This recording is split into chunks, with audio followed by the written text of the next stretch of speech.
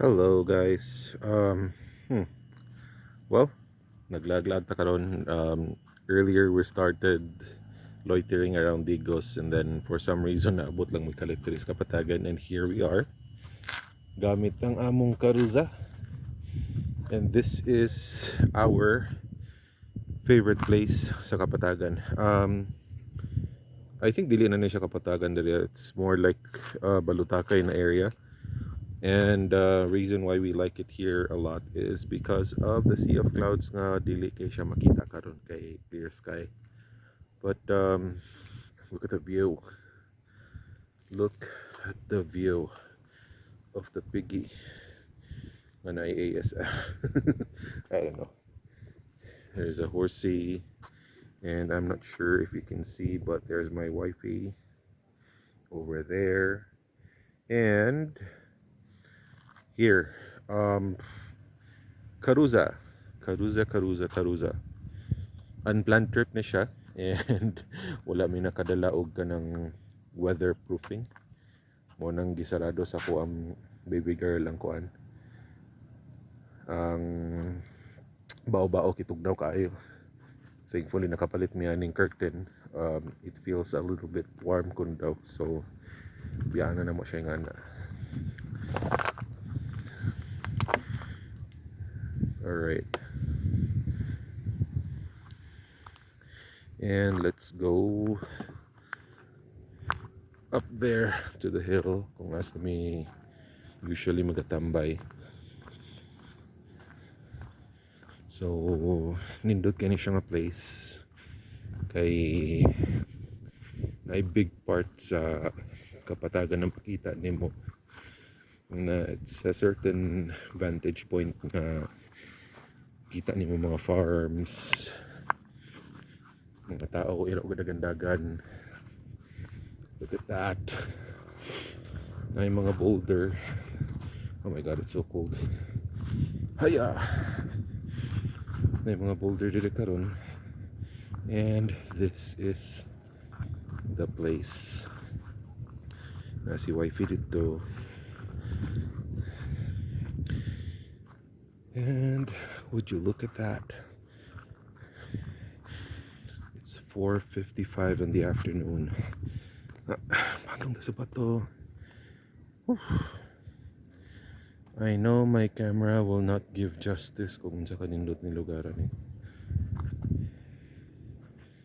Everything looks so small.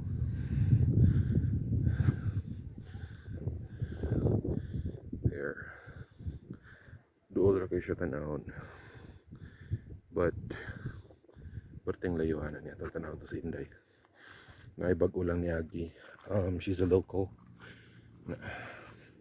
Bago lang siya ninaog. Perfect kay kiniagi si Inday. Hi, Mami. Kita na yung horse. Sinasa ng horse. Nangita siya siyang kabayo. Okay. Cute kayo siya. Tura, ninaog na siya. Gamay na kay siya tanahon. Well, anyway, mabalik na siya sa saka kay nangita ra siya sa iyahang kabayo. Lingaw lagi na siya. Dakpa na yung horse.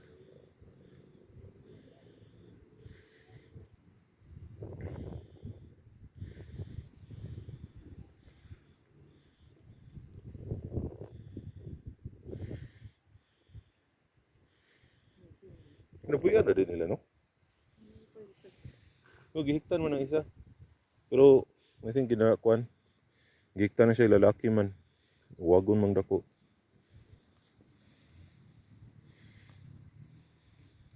Basig babae siguro na. Oh, over there. Looks like a resort. Di ko sure. Daghan siya payag-payag. Si tawag na. A cottage. May nga na mami, no? Ano marag triangle. A cottage. Itong area. Tura. Dakpan na yung kabayo.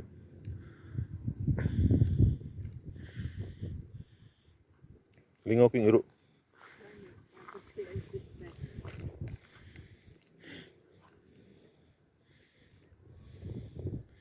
May kitog na ako, oy. Yahak.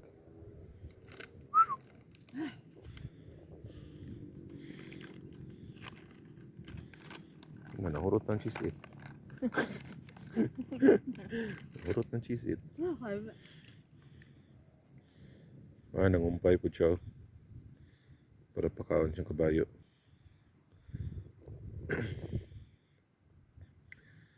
Time check, 4:58. Sumungit-ngit na nilang taod-taod. Bata pa ang horse. Hmm. Magbata pa sa nga horse. Oh. Cute sa horse eh. Ito randak pa na siya. Pauli na siya.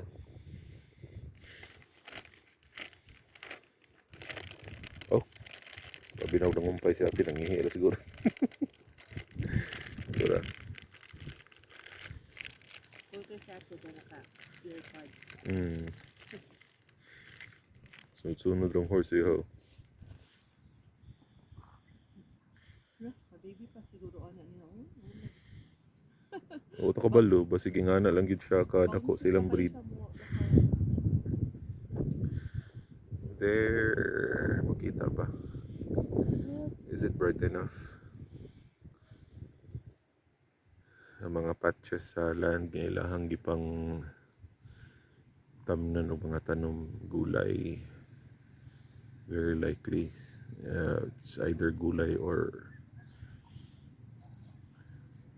ay lalaki man din na.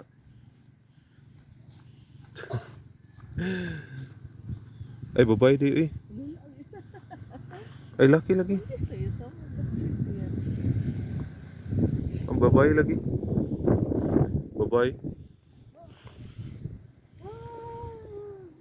so cold na.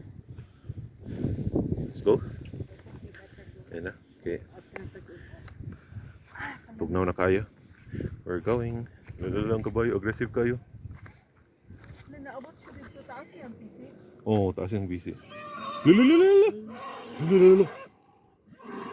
Nag-away sila? Ay, magpahambal siya.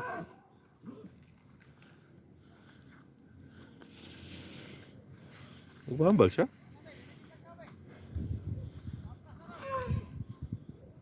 Magpahambal siya.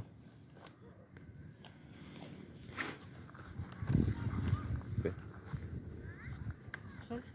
Perka. Cool ba?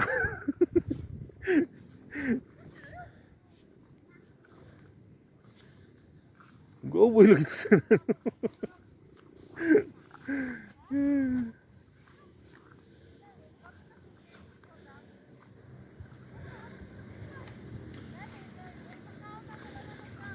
Sipaan ka ng Alright, we're going. Bye. sapot.